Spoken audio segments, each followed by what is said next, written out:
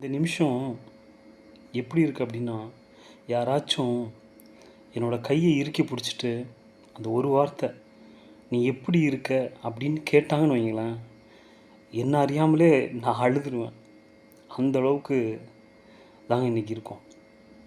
அப்புறம் நம்ம வாழ்க்கையில் எப்படியாச்சும் சாதிச்சிடலாம், அதுக்கு வழியை தேடலாம் அப்படின்னு பார்த்தா, சலா நமக்கு கிடைக்கிறதெல்லாம் கை வலி, கால் வலி, தலைவலி, அப்புறமா உடம்பு வலின்னு சொல்லிட்டு, அந்த 30 வயசு ஆயிடுச்சுன்னா வலி கிடைக்குதோ இல்லையோ, வலி தாங்க நிறைஞ்சிருக்கு நமக்கு.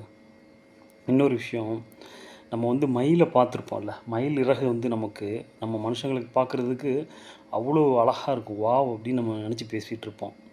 ஆனால் உண்மையாக சொல்லணுன்னா, அந்த மயிலுக்கு தப்பாக எடுத்துக்கக்கூடாது.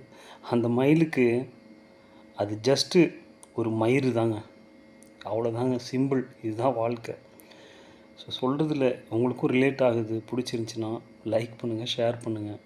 தேங்க்யூ.